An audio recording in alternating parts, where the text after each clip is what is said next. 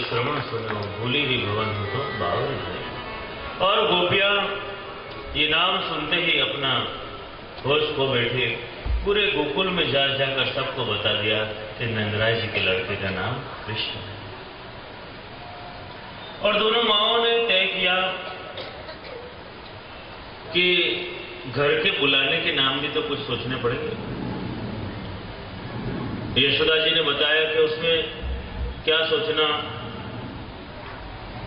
बलराम का नाम होगा बलवा और कृष्ण का नाम होगा कनुआ। और दोनों माओं ने घर का बुलाने का नाम भी सोच लिया और कनुआ बलवा की जोड़ी हो गई। और इस प्रकार से नामकरण लीला हुई।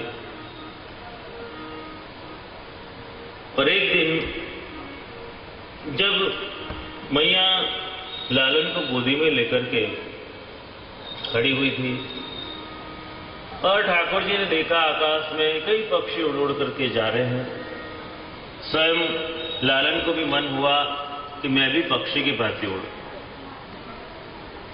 और वही उसी समय भयंकर दैत्य तृणावर्त बवंडर और तूफान लेता हुआ तूफान के साथ में आया और ठाकुर जी ने यहां अपना वजन बढ़ा दिया। यशोदा जी के हाथ दुखने लग गए, लालन को नीचे रखा, अपने कार्य में लग गई।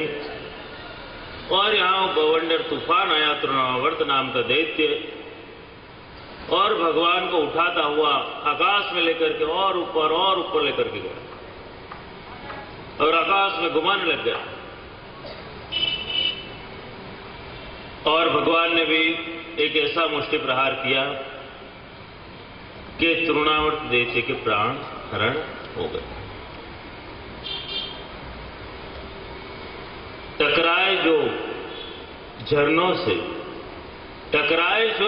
से उसे तूफान कहते, और टकराए जो तूफानों से अरे उसे ही तो कृष्ण कन्हैया लाल कहते हैं। तो भगवान ने उस दैत्य का भी उद्धार कर दिया और यहाँ धीरे धीरे लालन रिंगण लीला कर रहे हैं, इधर उधर सब जगह घूमते हैं। और एक दिन लालन को भूख लगी हुई थी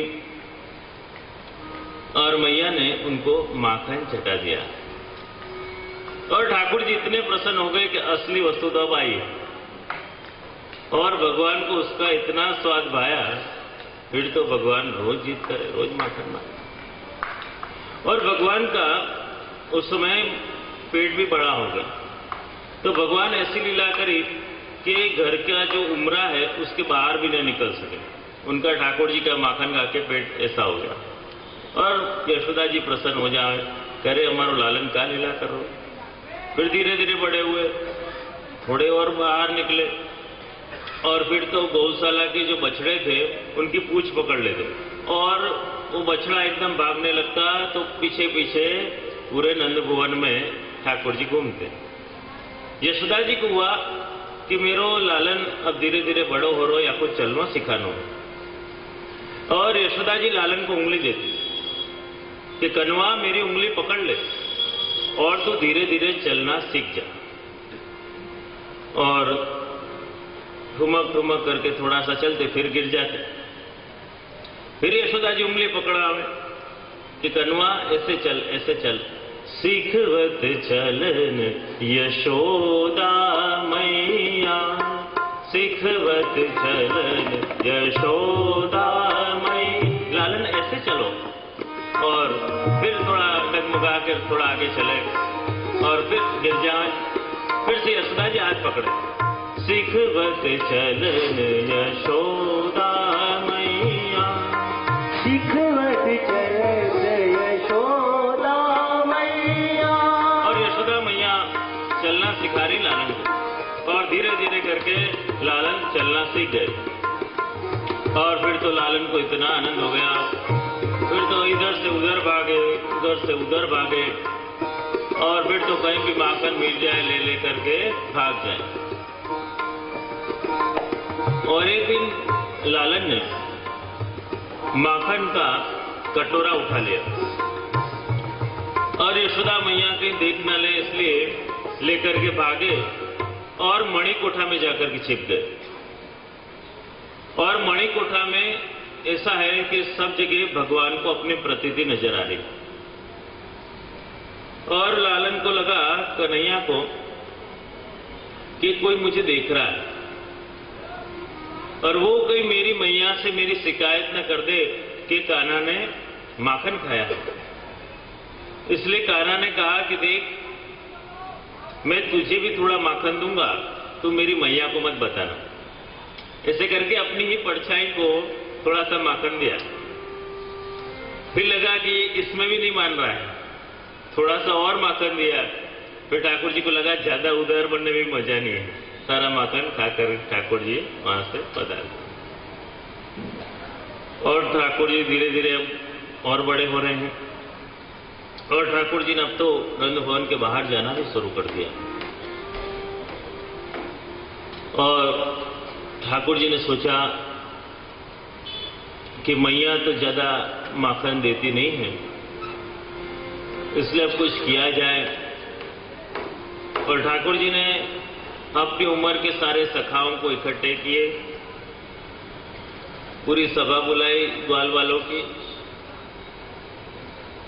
और उस ग्वाल मंडली के बीचों बीच में एक भारी पत्थर रखा और सभी को दिखाया कि देखो, ये पूरा पत्थर मैं आराम से उठा सकता हूं, और दूर जाकर के ले जाकर के रख दिया। सब सखाओं का आश्चर्य होता, रे कन्या तो इतना छोटा है, फिर तेरे में इतना बल कैसे आया, इतना भारी पत्थर तूने उठा लिया। तो कन्हैया ने कहा कि देखो, मैं रोज बहुत माखन खाता हूं और माखन खाता हूं इसलिए मेरे में इतना बल आया है। अच्छा कन्हैया, माखन में इतना बल है? हाँ।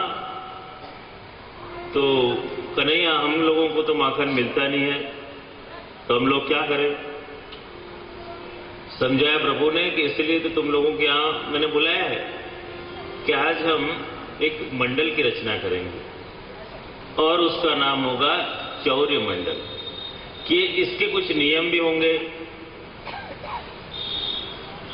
कि इसमें पूरी तैयारी रखनी होगी। माखन मिले तो माखन और मार मिले तो मार, सारी तैयारियां रखनी होंगी। और सारे ग्वाल बाल तैयार हो गए तो सब लोग को समझाया कि पहले हम कोई ऐसे स्थान में जाएं कि जहां पर मार पड़ने का खतरा कम हो। तो अपने पहचान की याद आई मौसी, कि मौसी बड़ी भोली है, तो मौसी के यहां पर जाकर के पहला माखन चोरी लीला करेंगे। और मौसी के यहां पे पहुंच गए,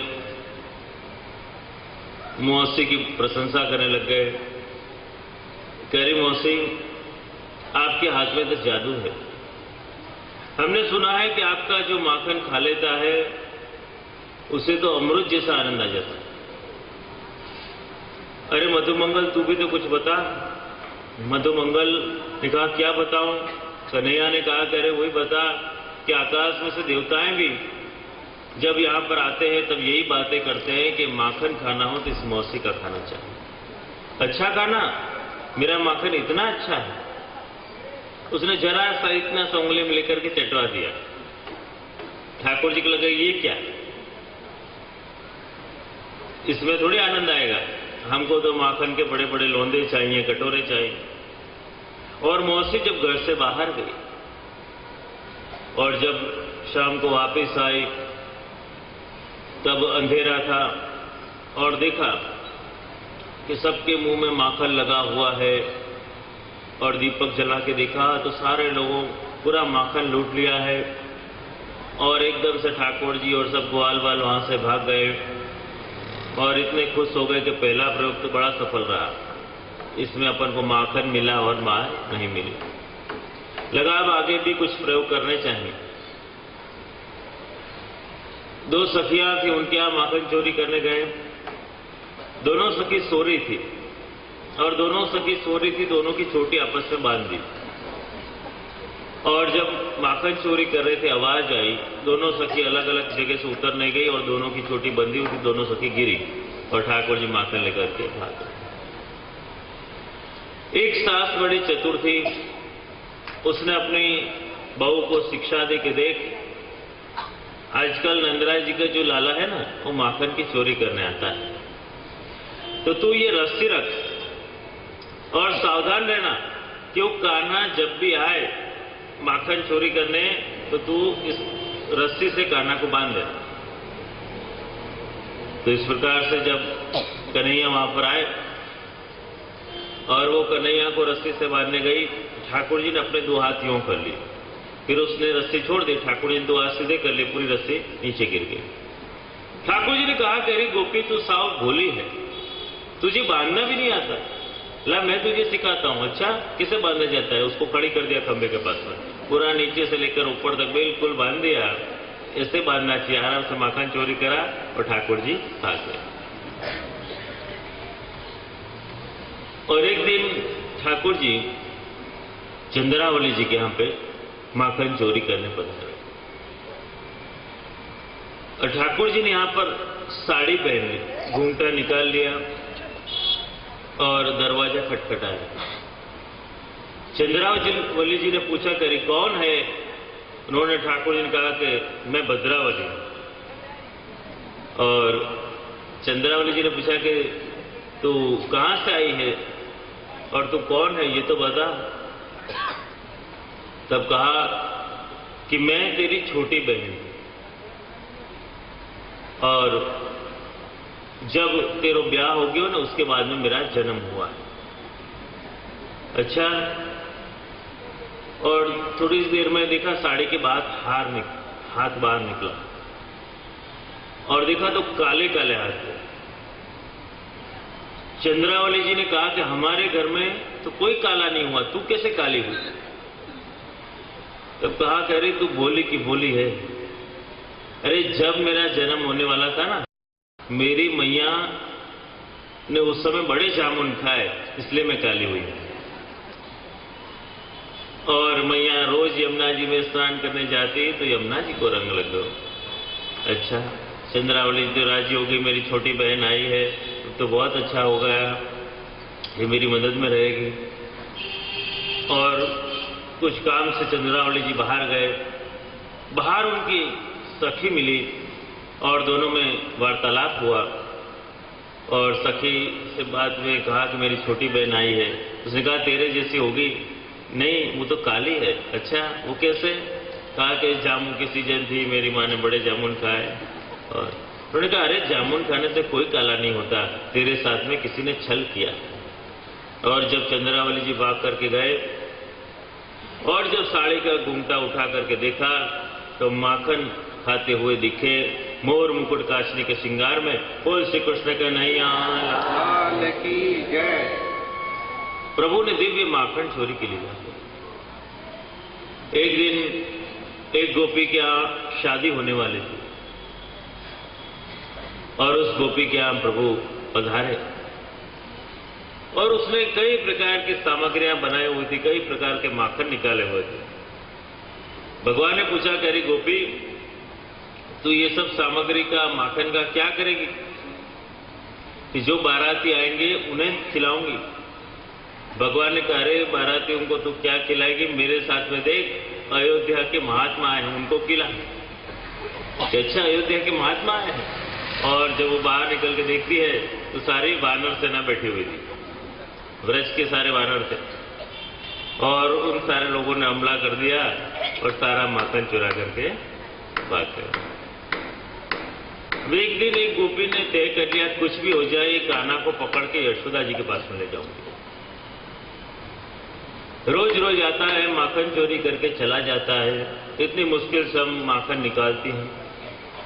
तो उसने चतुराई से लालन को पकड़ लिया, कान्हा को पकड़ लिया और रस्सी से बांध के ठाकुर जी को लेके जा रही, खुद आगे आगे जा रही, लालन पीछे पीछे आ रहे हैं और बोलती जा रही कि आज तो मैं यशोदा जी को बता दूंगी कि तुम्हारा जो कान्हा है बड़ा माखन चोर है, रोज माखन चुराता है। हम यशोदा जी को कहती हैं और यशोदा जी मानते नहीं। आज तो मैं इसको पकड़ के रंगे हाथ ले जा रही। और यहाँ पर ठाकुर जी को रास्ते में उसका पति मिल गया। उसके पति से ठाकुर जी ने हाथ मिलाया, रस्सी उसके हाथ में बंध गई और ठाकुर जी वहां से भाग गए। अब अपने पति को खींच करके ले जा रही और बोलती जा रही तू बड़ा चोरी करता है, तू ऐसा है, तू वैसा है। और उसका पति बेचारा घबरा रहा था कि क्या बोल रही, क्या कर रही। आनंद भवन में जाकर के हल्ला मचाने लगे, करे ओ यशोदा मैया, ये देखो बड़ा नटखट हो गया है, मानता नहीं है, रोज हमारा माखन चुरा चुरा के खा जाता है। और यशोदा जी आई और हंसने लग गई कि तू पीछे मुड़ के तो देख, तेरा पति तू नहीं देखी तो खुद ही ले लेगा ना। और उसने देखा और डर के कहूँ मां करके भाग गया। तो प्रभु ने ऐसे दिव्य मनोहर बाल लीला कर। और मन में ऐसा प्रश्न भी होता है कई लोगों के कि भगवान जब इतनी कृपा करके माखन चोरी करने पधारते तो गोपियां क्यों मना करते थे? माखन जो है वो तो चित्त का स्वरूप है और गोपियां जो हैं वो परम भगवत भक्ता है। गोपियों के मन में ऐसा भाव था कि भगवान कृपा करके हमारे चित्त को ग्रहण करने पधारे हैं, लेकिन हमारा चित्त उनके योग्य नहीं है। इसमें कई प्रकार के दोष हैं, इसलिए माखन छुपा लेते और भगवान कृपा करके कहते कि तुम जैसे हो वैसे मेरे। तो इस प्रकार से सुंदर माखन चोरी लीला प्रभु ने करी। सुंदर मनोहर लीला प्रभु की चल रही है व्रज में। एक दिन यशोदा जी के मन में विचार आया कि ये कान्हा क्यों दूसरों के यहाँ पे माखन खाने चला जाता है? हमारे यहाँ कोई गायों की कमी नहीं है, माखन की कमी नहीं है, फिर ये कान्हा बाहर क्यों जाता है? विचार किया, सोचा यशोदा जी ने कि एक ही कारण हो सकता है कि दासियां रोज माखन निकालती है ना, इसलिए कान्हा दूसरों के यहाँ पे माखन चुराने के लिए जाता है। स्वयं यशोदा जी ने सोचा कि आज मैं सारी दासियों को छुट्टी दे देती हूं और स्वयं मैं कान्हा के लिए माखन निकालूंगी। और ये सोच करके यशोदा जी ने मंथन किया। एक गृह दासीसु यशोदानंद गेहिनी कर्मांतर नियुक्तासु निर्ममंथ स्वयं दधी। एकदा गृह दासीसु यशोदानंद गेहिनी कर्मांतर नियुक्तासु निर्ममंथ स्वयं दधी। एक दिन सारी दासियों को छुट्टी दे दी, स्वयं दधी मंथन कर रही। सुंदर मंथन चल रहा है और केवल मंथन ही नहीं चल रहा, मनोमंथन भी चल रहा है। स्वयं यशोदा जी लालन की लीलाओं को याद कर रही हैं और सब बातें याद आ रही हैं और मंथन भी चल रहा है। यानि यानि गीतानि तद बाल चरितानि च दधि निर्मंथने काले स्मरन्ति तान गायत स्मरन्ति तान गायत। यानि यानि गीतानि तद बाल चरितानि च, तो बाल लीलाओं का स्मरण कर रही है यशोदा जी और सबको सिखा रही है कि लालन की सेवा कैसे करनी चाहिए। हम जब भी सेवा करने बैठे हैं ठाकुर जी की, तब हमारा देह प्रभु की सेवा में हो और हमारा मन उनके स्मरण में लगा रहना चाहिए, उनकी लीलाओं की। यशोदा जी इस प्रकार से सेवा कर रही है। याद आ रहा है उन्हें लालन की सारी बाल लीलाएं कि ये लालन कैसे माखन चुरा चुरा के घुटनों से भाग जाते और माखन का लौंदा लेकर के इतनी सुंदर शोभा दिखती, नवनीत प्रिय दिखाई देते, शोभा इतनी सुंदर दिखती। शोभा आज भली बनाई, आज भली बन आई शोभा, आज भली बन आई शोभा, आज भली बन आई शोभा, आज भली बन आई। सुंदर शोभा दिख रही है, इतना सुंदर लग रहा हो तो मेरो कान्हा। यशोदा जी को याद आता है एक दिन कान्हा ने इतनी जिद करी, जब सारे लोग रात्रि के समय बैठे हुए थे और सुंदर आनंद चल रहा था और कान्हा की दृष्टि पड़ी चंद्रमा के ऊपर और कान्हा ने जिद करी मैया से कि मैया मुझे ये चंद्र खिलौना चाहिए। देरी मैया चंद्र खिलौना ले हूं माहिरी में तो चंद्र खिलौना ले हूं मैया, मैं चंद्र खिलौना ले हूं मैया, मैं चंद्र खिलौना ले हूं मैया, मैं चंद्र खिलौना ले। जिद करे लालन ने कि चंद्र खिलौना ले हूं मैया, मुझे ये दे। अब मैया सोचने लग गई कि और कोई चीज हो तो हम दे दें, लेकिन ये चंद्रमा कैसे दे। और एक गोपी ने उपाय बताया कि काम करो, माखन का पूरा ऐसा आकार बनाया चंद्रमा जैसा और कहा कि ये लालन को दे दो तो लालन राजी हो जाएगा। तो ऐसा पूरा माखन का लोंदे को चंद्रमा जैसा आकार दिया, लालन को पकड़ा, थोड़ी देर में वो पिघल गया और लालन फिर रोने लग गए, जिद करने लग गए, चंद्र खिलौना ले हुरी माने, चंद्र खिलौना ले हुरी माने, चंद्र खिलौना ले हो, चंद्र खिलौना ले। जिद करी नहीं। फिर एक गोपी ने उपाय बताया। एक जल की थाली भरी हुई थी, उसमें चंद्रमा का प्रतिबिंब दिखा और लालन के हाथ में पकड़ाया कि ये रहा तुम्हारा चंद्र खिलौना। लालन राजी हो गए। थोड़ी देर में थाली हिली और चंद्रमा चला गया। और फिर लालन रोने लग गए। जीत चंद्र खिलौना ले वो मैया मोही, चंद्र खिलौना, चंद्र खिलौना, चंद्र खिलौना ले। और इस प्रकार लालन ने जिद करी। मैया ने अपनी गोदी में बिठाए और समझाया लालन को। और थोड़ी देर में बादल आए, चंद्रमा छिप गया। और लालन ने पूछा, करे मैया ये चंद्रमा कहाँ गया? और मैया ने हाथ फेरते फेरते पूरी कहानी सुनाई कि वो तो वहां गया करके ठाकुर जी को सुला दिया। मैया को सारी बातें याद आ रही है। दधि मंथन चल रहा है।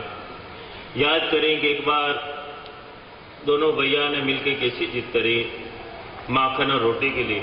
देरी मैया दधी माखन रोटी, देरी मैया दधी माखन रोटी, देरी मैया दधी माखन रोटी। माखन और रोटी के लिए दोनों भाइयों ने जिद करी। एक तरफ से ठाकुर जी मैया की चोटी को पकड़ रहे हैं और एक तरफ से दाऊ जी मैया का नखवेसर पकड़ रहे हैं। और ऐसे दर्शन हो रहे हैं कि श्याम स्वरूप में श्री कृष्ण है वो एक मोर के समान लग रहे हैं कि मोर ने सांप को भक्षित किया हो। चोटी एक सांप के समान लग रही थी और दाऊ जी गोरे हंस के समान। और ऐसा लग रहा था, नखवेसर पकड़ा था कि हंस ने मोती चुका। तो एक तरफ से नखवेसर पकड़ा है दाऊ जी ने, एक तरफ से चोटी पकड़ी है कृष्ण ने। तो सारी लीलाएं मैया को याद आ रही है, दधि मंथन कर रही है और सुंदर नवनीत प्रकट हुआ है। और मैया ने थोड़ा सा रुगाया और सोचा गोदी में बिठाऊं लालन को। गोदी में बिठा करके सारी वार्ताएं कर रही थी और उतने में सामने देखा कि लालन का जो प्रिय दूध है गंगी गाय का, वहां पर चूल्हे पे रखा हुआ है, दूध उफन रहा है। मैया को चिंता हुई अगर वो दूध डुल गया तो मेरो लाला दूध नहीं पिएगा। मैया ने लालन को नीचे उतारे और मैया तो दूध को बचाने के लिए दौड़े। ठाकुर जी को यह बात पसंद नहीं आई और ठाकुर जी ने सोचा कि मैं दूध की संतानों से दूध का बदला निकालूं। तो जो माखन और गोरस के घड़े भरे हुए थे, भगवान ने एक डंडा उठाया और सारे घड़े फोड़ दिए और मैया बड़ी नाराज हो गई। तेरे मैंने इतने प्यार से ये माखन बनाया था और तूने ये माखन के घड़े फोड़ दिए। मैया बड़ी क्रोधित हो गई, बहुत नाराज हो गई कि ठहर जा लालन, ठहर जा कान्हा, आज मैं तुझे नहीं छोड़ूंगी। लकड़ी हाथ में उठा ली और लकड़ी हाथ में उठा करके दौड़ी और कन्हैया भयभीत नजर आ रहे और मैया पीछे पीछे। ठाकुर जी को पकड़े और रस्सी लेकर के बांधने का प्रयत्न किया। रस्सी 2 उंगल छोटी पड़ जाए, फिर रस्सी लावे, रस्सी 2 उंगल छोटी पड़ जाए। ऐसे करते करते मैया थक गई और भगवान ने जब लकड़ी फेंक दी तब भगवान बंध गए। इसका कारण क्या कि जब तक यशोदा जी के हाथ में अहंता ममता रूपी लकड़ी थी, तब तक रस्सी 2 उंगल छोटी पड़ रही थी, और जब अहमता ममता रूपी लकड़ी छूट गई और भगवान वश में आया, दामोदर भक्त वश्यो, भगवान वश में आया। तो भगवान को उखल से बांध दिया है और मैया अंदर गृह कार्य में लग गई है। और भगवान ने देखा कि बाहर से एक बैलगाड़ी जा रही है, और भगवान को भी मन हुआ कि मैं भी इस तरह बैलगाड़ी की तरह घुटन घुटन से चलता हुआ जाऊं, और मेरे पीछे पीछे बैलगाड़ी की तरह उखल भी आ रहे। तो भगवान इस प्रकार से घुटन घुटन से चलने लग गए और पीछे पीछे गाड़ी आने लग गई उखल की। पूरे नंद भवन में घूम रहे हैं। ठाकुर जी ने सोचा 2 पेड़ थे यमलार्जुन के, उनके बीच में से मैं निकल जाऊं। ठाकुर जी तो छोटे से थे, वो निकल गए, लेकिन उखल वहां पर अटक गए। और ठाकुर जी ने जरा सा हल्का सा झटका लगाया और 2 विराट जो पेड़ थे यमलार्जुन के, वो धाम से लेकर के नीचे गिरे। भयंकर आवाज हुआ और उन वृक्ष